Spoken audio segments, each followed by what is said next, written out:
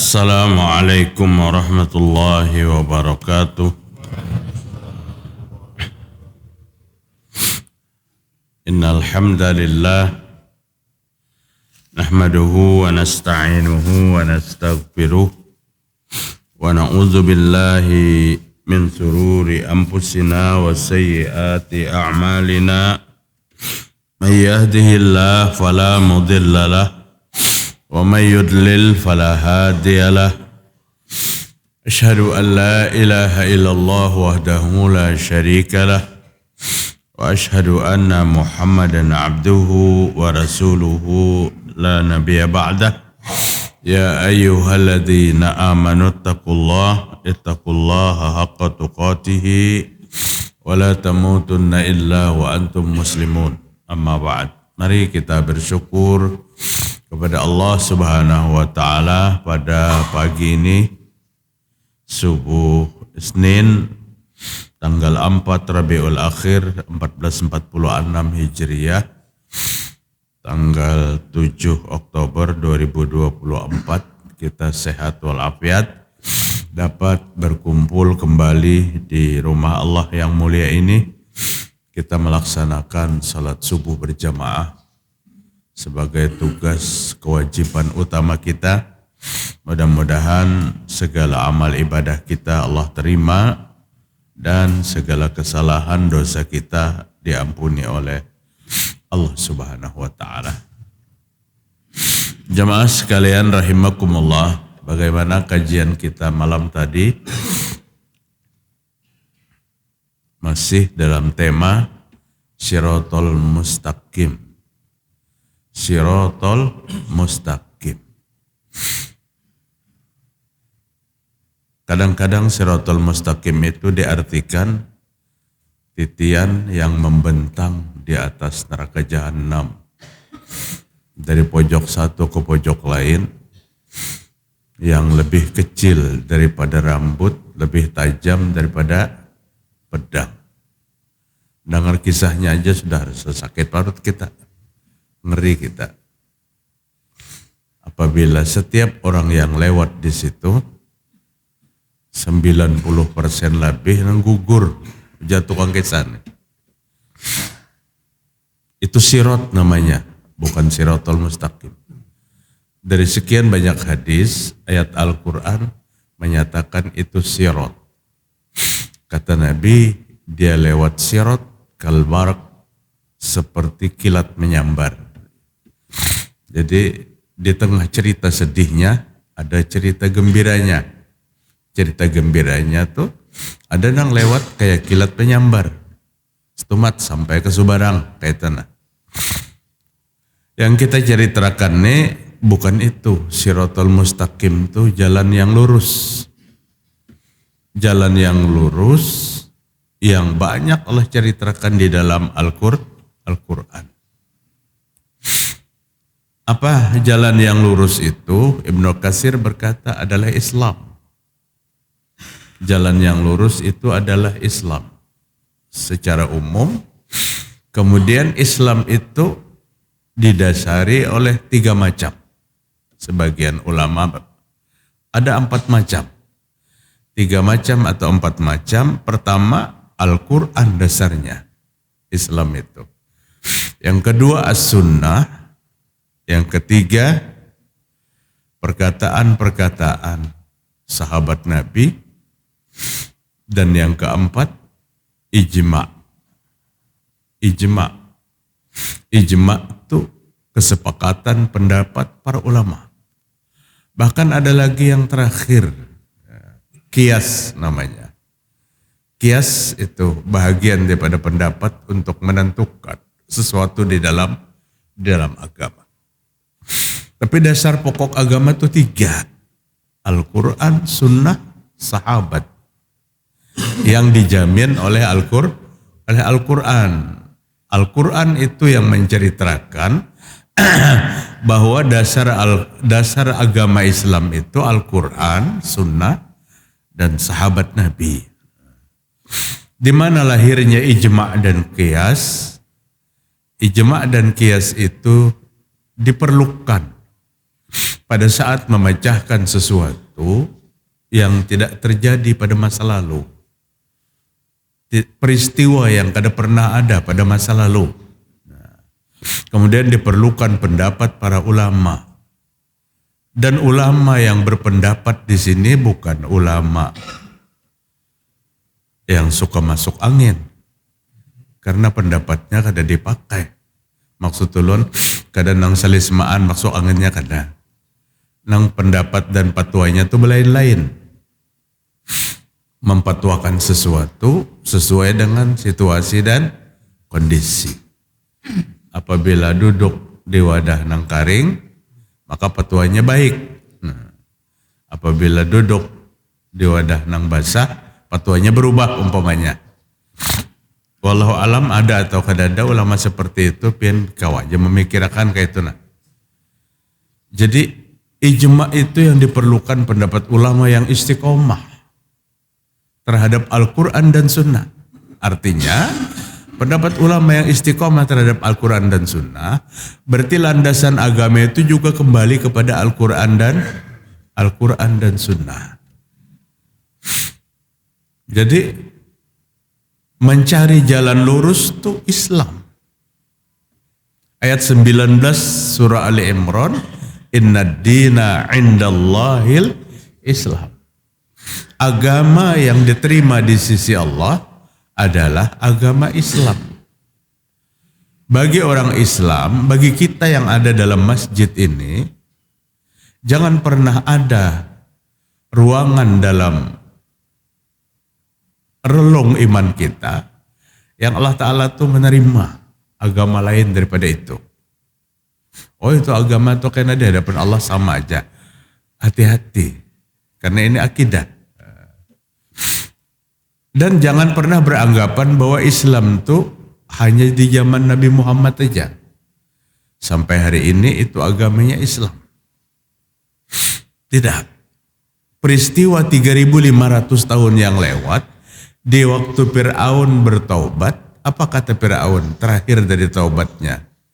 Wa ana minal muslimin. Surah Yunus.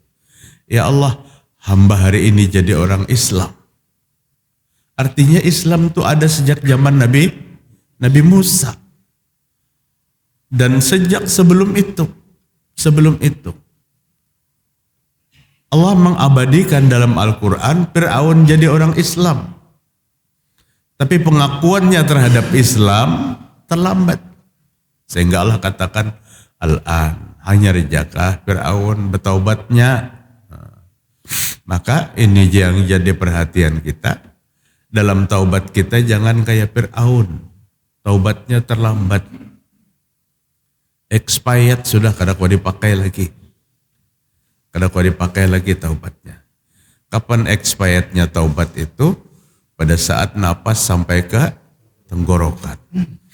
Coba lihat Allah Ta'ala mengulur waktu tuh Pak. Apabila tangan masih bisa bergerak, kada kau juga bergerak keduanya lagi. Tangan kada kau bergerak, batis kada kau bergerak. Tapi parut masih kembung kempis. Nah, menghirup oksigen. Masih dibuka taubat. Bahkan pada kesempatan kritis seperti itu, yuk cepat bicara Allah. Bertaubatlah, masamu tidak lama lagi. Kada taubat juga. Naik sudah, parut kada ada lagi kembang kempis. Sampai ke tenggorokan, baru bertaubat. Nah ini yang ditolak taubatnya. Berarti Allah tuh mengulur-ulur. Dan ini jangan kita tunggu terlalu diulur-ulur. Kalau pindah kada sampat. Kada sampat. Bapak-bapak hadirin rahimakumullah. Al-Quran adalah dasar dalam agama Islam. Al-Quran adalah siratal mustaqim. Wa anna hadha sirati mustaqiman fattabi'u. Surah Al-An'am 153. Dan inilah jalanku yang lurus kata Allah Ta'ala. Fattabi'u. Maka ikuti jalan yang lurus ini. Kemudian wala tattabi'is subul, dan jangan mengikuti jalan-jalan yang banyak. ternyata di samping jalan yang lurus, dan jalan yang lurus itu satu-satunya adalah Islam yang berlandaskan kepada Al-Quran, maka ada tawaran-tawaran jalan yang lain. Namanya subul. Subul itu jamak. Artinya banyak. Jalan yang sesat itu lebih banyak daripada jalan yang lurus. Hati-hati, kita kadang-kadang terkecoh dengan jalan-jalan yang sesat. Karena yang lurus itu satu, yang sesat itu saling banyak kan? Terkecoh. Ada sebuah hadis sahih Rasulullah SAW sampaikan. Sataftariqu ummati nanti umatku akan terpecah menjadi 73 golongan. 73 golongan. Dari 73 golongan itu 72 sesat. Satu lurus. Satu yang benar dan 72 yang sesat. Ngeri juga kita mendengar hadis ini, Pak. 1:72. Betul-betul hidayah Allah kita perlukan dalam meniti kehidupan ini, dalam beragama ini. Kadang-kadang belum tentu orang yang berteriak Islam, Islam, Islam, itu belum tentu dalam kondisi Islam yang benar. Bahkan yang lebih parah, dia sedang merusak Islam.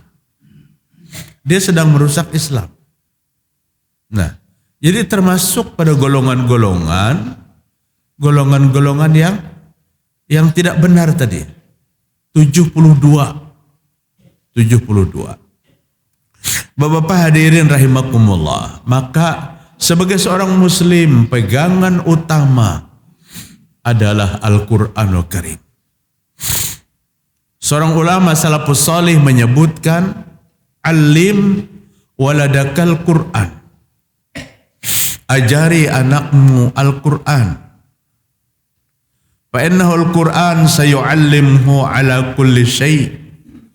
Karena Al-Qur'an akan memanggil, memudahkan masuk ilmu yang lain ke dalam jiwa anak. Kadang-kadang Al-Qur'annya terlambat luar biasa. Masuk berbagai macam ilmu yang lain. Justru Al-Qur'an yang pertama masuk ke dalam jiwa anak kita, itu magnet yang paling kuat untuk menarik berbagai macam ilmu yang baik masuk ke dalam jiwa dan mengkonter berbagai macam ilmu yang buruk untuk masuk ke dalam jiwa anak. Jadi Al-Quran itu betul-betul satu ilmu utama untuk mudahnya masuk ilmu yang lain dan tertutupnya pintu bagi ilmu yang kada baik. Hari semalam, Pak. Hari semalam, iya, hari Ahad. Kami diundang akikahan di Kelapa Gading. 2 anak wanita yang diakikahi. Yang pertama ngarannya Hafsah. Yang kedua ngarannya Fatimah. Gembira benar ulun dengan ngaran itu. Hari ini langka. Apabila disuruh siapa ngaran anak Khadijah, ketuhaan ngarannya ajarnya. Ini kedua nama anaknya diambil daripada perempuan ahli surga.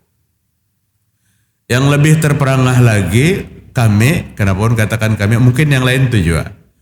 Ulun terperangah. Yang membaca Al-Quran itu anak kecil. Masih belum tamat SD. Fasih bacaannya. Fasih bacaannya. Ulun takuni di mana mondok Atibian katanya. Ini seberang. Kampung Arab Atibian. Fasih banyak. Lebih terperangah lagi ulun takuni ngarannya. Yun siapa nak ngaran nikam? Gibran jarnya. Oh yun ini bujur-bujur Gibran. Contoh nih. Jangan salah tafsirkan deh ulun tolak. Ini bujur-bujur Gibran yang bisa jadi idola. Namanya Gibran, bacaannya fasih. Fasih. Jadi luar biasa. Kadang-kadang nama sama belum tentu perilaku sama. Nah itu. Bagus benar bacaannya. Anak yang belum tamat SD. Sebenarnya kita berharap seperti itu. Berharap seperti itu. Supaya apa? Supaya masa depan anak itu terjamin kesalehannya dengan Al-Quran. Jangan mengajarkan Al-Quran tuh esok hendak nikah, malam ini hanya dilatih membaca Al-Fatihah, membaca syahadat. Itu pun bukan hendak sholat, takutan kalau pindah pengulu menyuruh membaca Fatihah. Bahari kan pengulu tuh orang tua-tua tuh baca Fatihah dulu jar pengulu. Jadi Fatihah dibaca karena menghafalnya dadakan, iya kena stain, iya kena budu. Biar pengulu hanya aja belajar Fatihahnya nih. Jadi tak paling aturan iya kena budu, iya kena stain. Bapak hadirin rahimakumullah. Tidak ada yang lebih utama daripada Al-Quran. Dari Abu Umamah radhiyallahu an berkata, Rasul bersabda, Iqra'ul Quran fa innahu ya'ti yaumil qiyamah syafi'an li ashabi. Hadis diriwayatkan Imam Bukhari. Bacalah Al-Quran. Sesungguhnya Al-Quran itu akan datang pada hari kiamat memberikan syafaat bagi pembacanya. Nang tiap hari pegangannya Al-Quran itu dapat syafaat, Pak. Nabi yang menjamin. Nabi yang menjamin. Apa gerang syafaat itu bantuan dari Allah lewat orang-orang tertentu. Seperti siapa? Nabi Muhammad SAW syafaatul uzma. Para malaikatul muqarrabun, malaikat yang bisa memberikan syafaat. Dan syafaat dengan amal ibadah. Amal ibadah bisa memberikan syafaat. Salah satu di antaranya ahli-ahli Al-Quran yang membaca Al-Quran. Saum nang puasa Senin, puasa Kemis, puasa 3 hari setiap bulan rutin. Kemudian puasa-puasa tertentu yang ditetapkan oleh kalender Hijriah, 10 Muharram, 9 Zulhijjah. Ini termasuk akan mendapatkan syafaat. Tapi uniknya di tengah masyarakat kita, nang diperintahkan dengan dasar yang lengkap tuh kada digawe, nang digawe apa? Puasa tanggal 12 Rabiul Awal. Itu kadada. Puasa tanggal 27 Rajab. Itu dasarnya ngalih bana dicari. Dan kadada.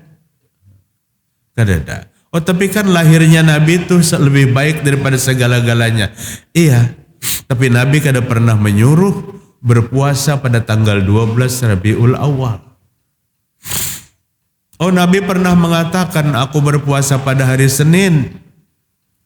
Karena hari Senin itu aku dilahirkan, Senin itu aku meninggal, aku hijrah.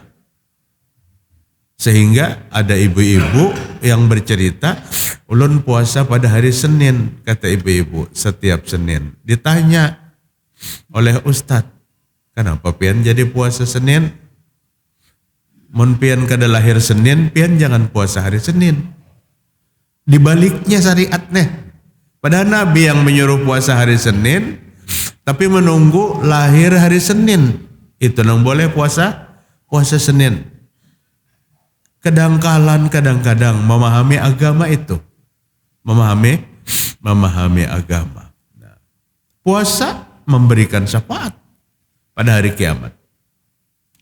Man asbaha minkumul yawma sha'iman. Siapa yang hari ini puasa, kata Nabi, di tengah sahabat yang banyak. Maka Abu Bakar radhiyallahu an berkata, saya ya Rasul, saya puasa hari ini.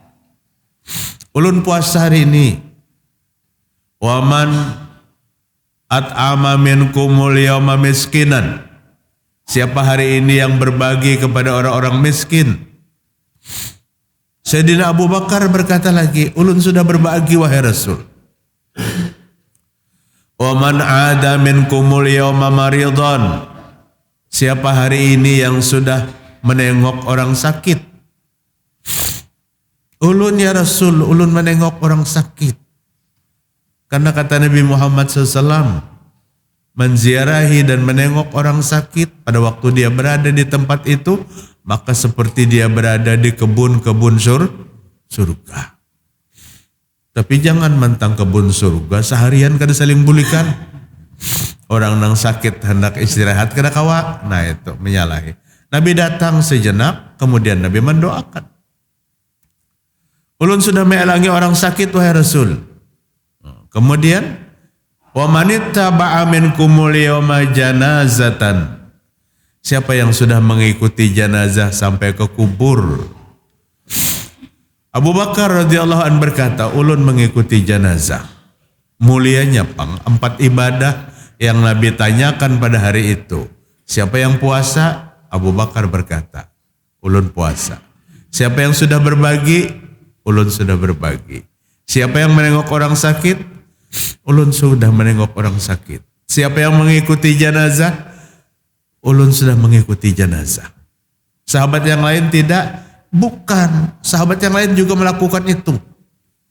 Tapi kesempatan menjawab itu Abu Bakar lebih dulu. Sahabat yang lain melakukan. Majtama'na fihin, kata Nabi. Siapa yang mengumpulkan 4 ibadah besar itu, dakhalahul jannah, Allah akan memasukkannya ke surga. Hadis sahih Bapak-bapak.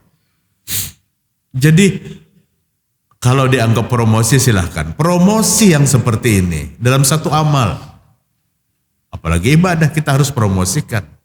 Atau berita yang menggembirakan ini dalam berbagai amal, kita ambil dari landasan-landasan yang sahih maksudulun. Kalau 27 Rajab berpuasa, Allah akan mengabulkan 27 hajat. Itu kadang-kadang hubungannya ke dunia. Dan dasarnya kadada puasa di 27 Rajab tuh. Jika 27 Rajab tuh hari Senin, bukan puasa 27-nya, tapi puasa hari Seninnya. Jamaah sekalian rahimakumullah.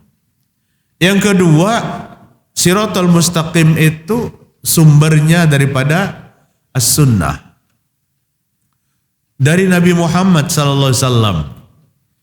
Karena apa yang Nabi lakukan dijamin oleh Allah Subhanahu wa taala kebenarannya. Ujar orang wah ini dapat legitimasi. Dapat payung hukum. Lalu umpama di kita nih lalu mencari payung hukumnya aja apa. Ini Allah yang menentukan. Laqad kana lakum fi Rasulillahi uswatun hasanah. Al-Ahzab 21. Sesungguhnya bagi kalian dalam diri Rasulullah SAW itu contoh yang terbaik. Idola yang paling utama. Jangan mencari idola selain daripada Nabi Muhammad SAW. Apalagi bercerita tentang kemuliaannya melebihi kemuliaan Nabi. Ini akan terseret kepada apa? Berita-berita khurafat yang membawa kita kepada persekutuan Allah kepada Allah. Kenapa jadi persekutuan kepada Allah? Karena dari berita itu nampak gulu. Gulu itu penghormatan yang berlebih-lebihan. Nabi aja kadada seperti itu. Oh, sidin punya kaplingan surga. Kadada yang bisi kaplingan surga. Apa kata Nabi? Ya Fatimah binti Muhammad. Kan dapat bayangkan ya. Ya Fatimah binti Muhammad, salini min mali ma syi'ti. Fa inni la ughniya anki minallahi syai'a. Fatimah anakku, ambil dari hartaku jika kamu mau. Tapi aku tidak mampu menolongmu nak nanti pada hari pada hari kiamat. Nasab apa yang dijual-jual? Nasab apa yang dijadikan dasar untuk lepas daripada api neraka? Nasab tidak pernah menjamin. Fatimah itu anak kesayangan Nabi. Urusan akhirat nak masing-masing bertanggung jawab di hadapan Allah Ta'ala. Ini sedikit aja orang kada hormat lawan sidin. Lalu pernah menceleng aja. Aku ini keturunan yang kesekian. Apa berjual-jual keturunan? Orang bahari ada sugih 7 turunan. Tapi ada satu keluarganya yang minta-minta. Kada sugih artinya. Maka piannya bubuhan sugih 7 turunan. Jadi nang minta jangan namanya minta, ulunnya keturunan yang ke-8, jadi kada sugih lagi. Lapas sudah. Kada ada jaminan bapak-bapak. Kada ada jaminan. Siapapun kita. Tuh seluruh keluarga Nabi Allah yang perintahkan itu. Wa anzir ashiratakal aqrabin. Muhammad berikan kabar peringatan kepada seluruh keluargamu. Orang yang akrab denganmu. Berikan peringatan. Ingatkan.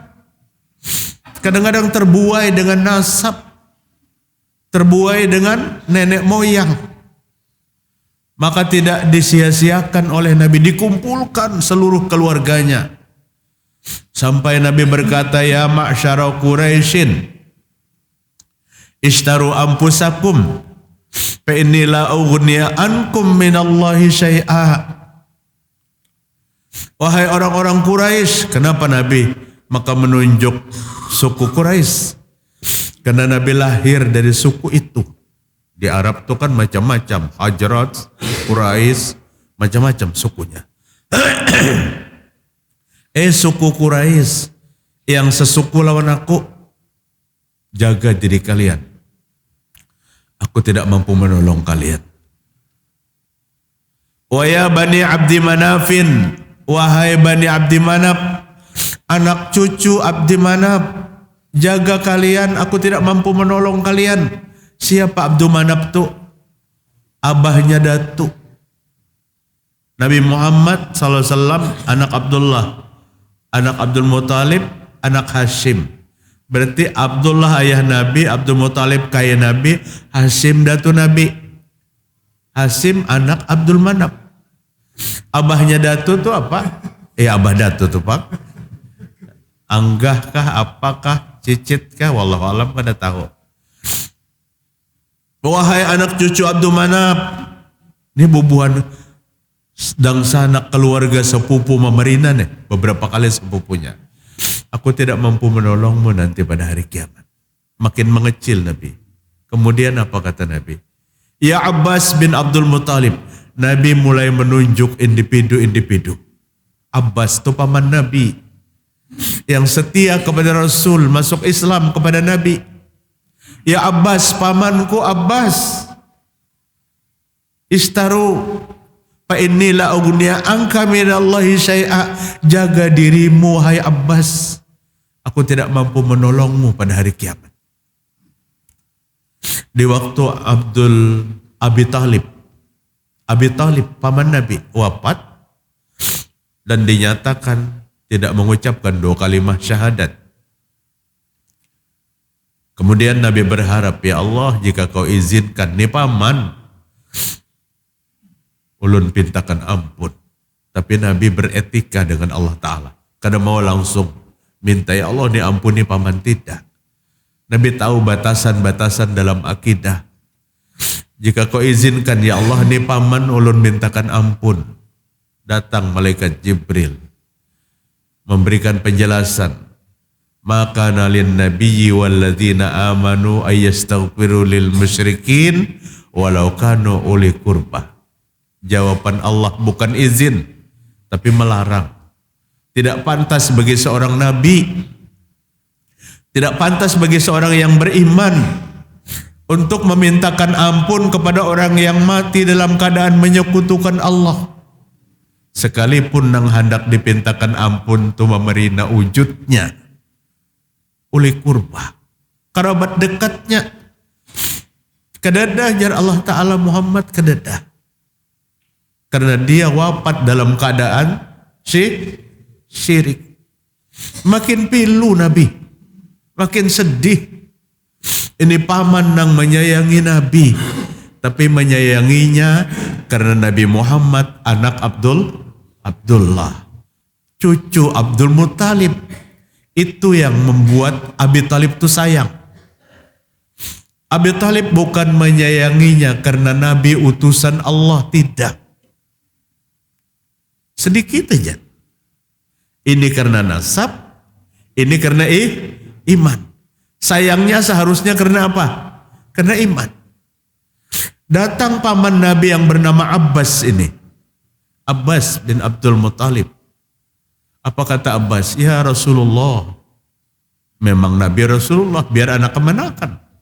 Ya Rasulullah, ma agnaita an ammika. Apa yang pian bisa bantu kepada paman pian yang bernama Abi Thalib ini? Iya, Abbas pun bersedih, saudaranya. Apa yang pian bisa bantu kepada pamanmu yang bernama Abu Thalib ini? Maka Nabi dengan gemetar berkata kepada Abbas, Inna ammi Abu Thalib fi dhahdahin min nar. Hadis ini Imam Bukhari meriwayatkan. Wahai pamanku Abbas, sesungguhnya pamanku Abi Thalib Allah letakkan di jurang neraka yang bernama Dhahdah. Apa tadi arti keluarga, nasab, kedadah. Orang yang taat kepada kedua orang tua dengan jaminan surga itu berbeda masalahnya. Karena ketaatan, bukan karena nasab. Pamanku Abi Thalib, Allah masukkan ke dalam jurang neraka yang bernama Dhahdah. Namun ulama hadis menjelaskan Dhahdah itu jurang neraka yang sangat dangkal, surut. Apabila nanti dua kaki Abu Thalib diletakkan di jurang neraka itu, maka nerakanya menyala sampai 2 buku lali. Jadi kada nyarak benar kada. Sampai 2 mata kaki. Daripada saat neraka itu menyala, maka melelehlah daging-daging, otak-otak, kepala yang ada di muka ini. Saking panasnya nerakanya.